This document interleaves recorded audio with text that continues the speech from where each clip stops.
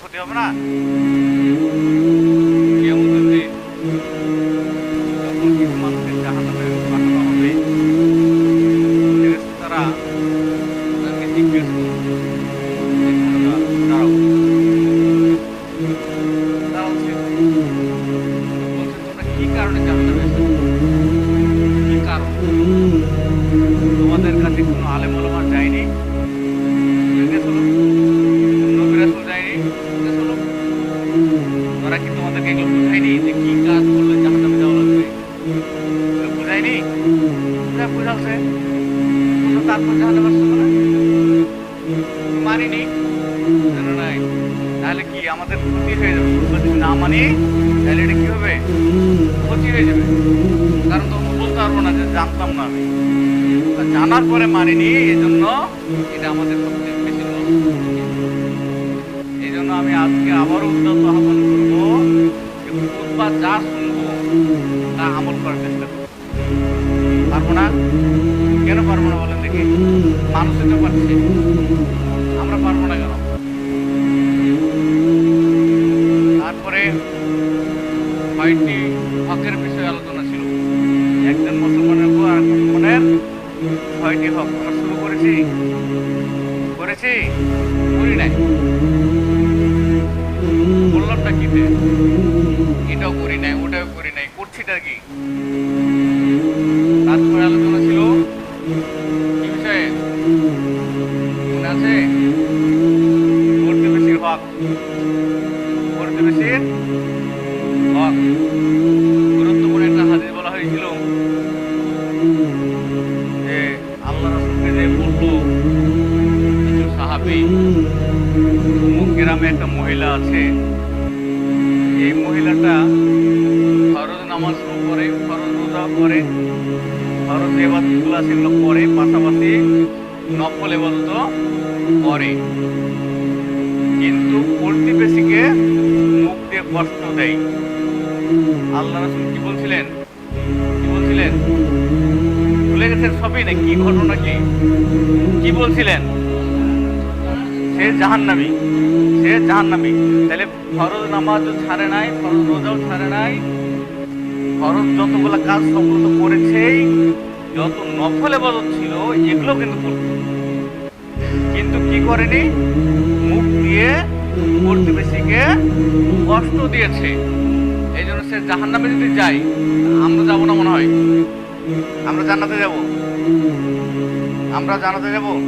তাহলে আমাদের কাছে প্রতিবেশীর যে হক আছে, এই প্রতিবেশীর হক আমরা আদায় করব। প্রতিবেশীর সাথে ভালো ব্যবহার করতে হবে, সুন্দর ভাষায় কথা বলতে হবে, গালিগালাজ করা যাবে না, ঝগড়া বিবাদ করা যাবে না, খোঁটা দেওয়া যাবে না, কষ্ট দেওয়া যাবে না। এখন আপনার প্রতিবেশী ছাগল মুরগি আপনার গলিতে গেছে, আপনি একটু ক্ষতিয়ে করছেন, আপনি এটা সহ্য করতে পারছেন না, আপনি গালিগালাজ করছেন। মনে রাখবেন, হযরত আবু বকর রাদিয়াল্লাহু আনহুকে একজন ইহুদি গালিগালাজ করছে। কাকে করছে? হযরত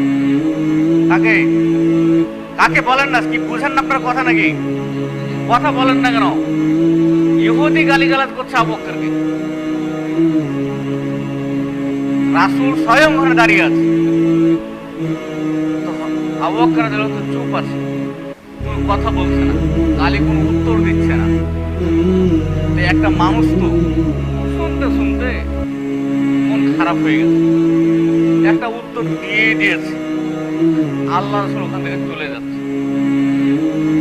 আবু বকর বলছে যে কি ব্যাপার, আপনি আমাকে যখন গালি দিল আপনি দাঁড়িয়ে শুনলেন, আর আমি যখন একটা কিছু বললাম আপনি চলে যাচ্ছেন, মানে আপনি কেন চলে যাচ্ছেন? তো বলছে যতক্ষণ তুমি চুপ ছিলা ততক্ষণ ফেরেশতারা তোমার পক্ষ থেকে তাকে জবাব দিচ্ছিল, উত্তর দিচ্ছিল, আর যখন তুমি কথা বললা তখন ফেরেশতারা চলে গেল। তো যেখানে ফেরেশতা থাকে না, এখানে আমি আল্লাহর সাথে থাকতে পারি না। তাহলে গাল খাওয়া ভালো, কিন্তু গাল দেওয়া যাবে না। কি? তাহলে গালি খাওয়া যাবে কিন্তু গালি দেওয়া। কিন্তু আমরা কি করি? আল্লাহ রাসূল এটাও বলেছেন, অন্যের ছাগলে, অন্যের গরুতে, অন্যের মুরগিতে যদি যদি আপনার ক্ষতি করে কোনো, এই ক্ষতি দেওয়া জিনিসটা কার? আল্লাহর না? তাহলে এইটা তা আপনার ক্ষতি করলো, আল্লাহ এটা আপনার আমল নামায় সাদকা জারি হিসেবে লিখে দেবেন। এটাকে আপনার দান হিসাবে আল্লাহ কবুল করে নেবেন। একটা মুরগিতে যে আপনার প্রতিবেশী মুরগিতে আপনার যে ক্ষতিটা করেছে, এই ক্ষতিটা সম পরিমাণ নেকি আপনার আমল নামায় দিয়ে দেওয়া হবে।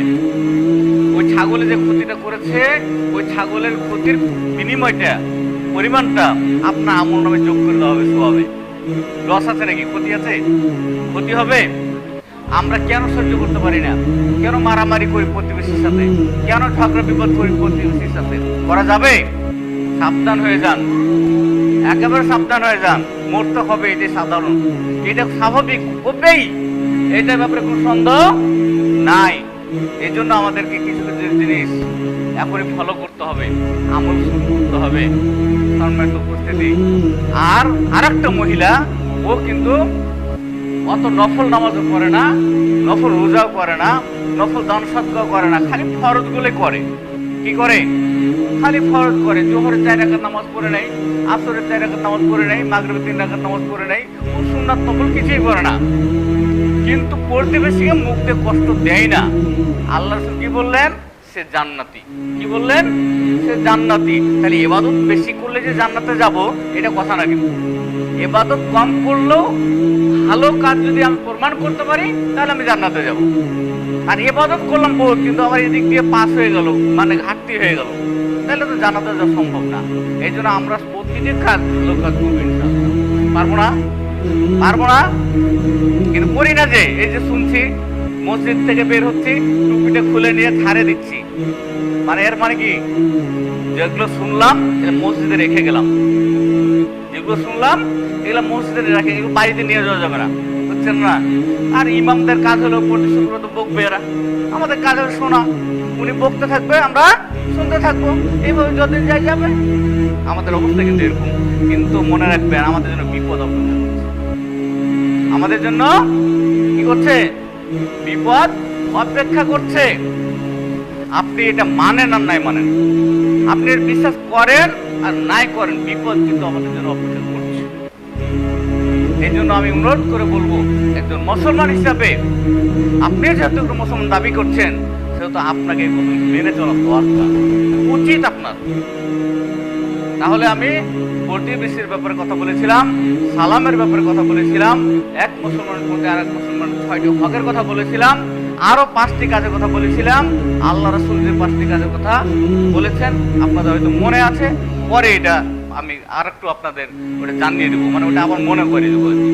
তার আগে আজকের যে বিষয় আমার খুতবার, সেটা হলো আত্মীয় স্বজনের হক। আজকেরটা কি তাহলে? কি আত্মীয় স্বজন আছে আমাদের না? আমাদের বংশের লোক আছে না? আমার মার বংশের লোক আছে না? তার আত্মীয় না আমাদের? বা বিভিন্ন ধরনের বিভিন্ন আত্মীয় আছে না? তো আল্লাহ রাসূল বা আল্লাহ আত্মীয়র ব্যাপারে কি কথা বলেছে? এর আগে যেগুলো বলেছি সেগুলো হলো প্রতিবেশীর হকের কথা বলেছি, তারপরে মুসলমানের আরেক মুসলমানের 6টি হকের কথা বলেছি, সালামের ব্যাপারে বলেছি। আজকে যেটা বলবো সেটা হলো আত্মীয় স্বজনের ব্যাপারে। আল্লাহ রাব্বুল আলামিন বলছেন সূরা নিসার 1 নম্বর আয়াতে, কত নম্বর আয়াত? 1 নম্বর আয়াত। সালামের বিষয়টা ছিল কত নম্বর আয়াতে? সূরা নিসার, সব ভুলে গেছেন, ওই মুখস্থ করা ছিলাম মনে হয়। সূরা নিসার 86 নম্বর আয়াত। কত? সূরা নিসার 86 নম্বর আয়াত। আর প্রতিবেশীর ব্যাপারে কথা বলেছিলাম, সেটা ছিল, ওটাও সূরা নিসার আয়াত ছিল, কত নম্বর আয়াত বলেন দেখি? ভুলে গেছেন, 36 নম্বর আয়াত। তাহলে প্রতিবেশীর ব্যাপারে যেটা আয়াত ছিল সেটা হলো সূরা নিসার 36 নম্বর আয়াত। সালামের ব্যাপারে যেটা বক্তব্য ছিল সেটা ছিল সূরা নিসার 86 নম্বর আয়াত। আজকে আত্মীয়র ব্যাপারে যে কথা বলা হচ্ছে, এটা কিন্তু সূরা নিসার কত নম্বর আয়াত?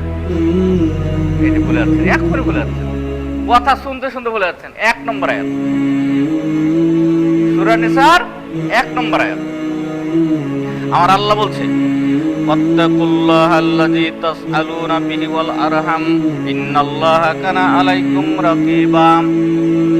আল্লাহকে ভয় করো যার দোহাই দিয়ে তোমরা পরস্পরের নিকট স্বীয় হক দাবি করে থাকো এবং আত্মীয়তায়ের হক বিনষ্ট করা হতে ভয় করো, নিশ্চয় আল্লাহ তোমাদের সকলের খবর রাখেন। কি বোঝা যায়? আত্মীয়তার সাথে সম্পর্ক কি করতে হবে? কি করতে হবে? ভালো রাখতে হবে, তাদের হক আদায় করতে হবে। একজনের প্রতি একটা হক আছে না, এটা আদায় করতে হবে। পিতা মাতার প্রতি সন্তানের হক আছে, সন্তানের প্রতি আবার পিতা মাতার হক আছে, ভাই বোনের উপর মানে ভাইয়ের উপর বোনের হক আছে, বোনের উপর ভাইয়ের হক আছে। এইভাবে বিভিন্নভাবে আত্মীয় স্বজন যারা একে অপরের সাথে হক আছে না, উপর হক আছে না, এই হকগুলি কি করতে হবে? রক্ষা করতে হবে, আদব মানে আদায় করতে হবে। কাকে ভয় করে? আল্লাহকে ভয় করে। কাকে ভয় করে? আল্লাহকে ভয় করে। আর আল্লাহ কিন্তু সব খবরই রাখেন। আমরা যদি চেষ্টা করছি হয়তো গোপন করার, ফাঁকি দেওয়ার, কে দেখছে, কিন্তু আল্লাহ কিন্তু খবর কি করে রাখেন। আল্লাহ কিন্তু ফাঁকি দেওয়া যায় না, আল্লাহর কাছে কোনো কিছু গোপন করা যায় না। এটা সবসময় আমরা মাথায় রেখে চলবো। আত্মীয় স্বজনের ব্যাপারে আরো বলছেন আল্লাহ সূরা শুআরার 214 নম্বর ও 215 নম্বর আয়াতে, ওয়া আনজির আসিরাতাকাল আকরাবিনা ওয়াকফিজ জানাহাকা লিমান ইত্তাবাআকা মিনাল মুমিনিন। এবং আপনি সর্বপ্রথম আপনার আত্মীয় স্বজনকে ভয় প্রদর্শন করুন। আগে কাকে ভয় প্রদর্শন করুন? আত্মীয় স্বজনকে। আত্মীয় স্বজনকে আগে দাওয়াত দিতে হবে। আত্মীয় স্বজন নামাজ না পড়লে নামাজের কথা বলবেন না, বলতে হবে না। অন্য অন্য নিয়ম কানুন এগুলো আত্মীয় স্বজনকে জানাতে হবে। কেন? আল্লাহ কোরআন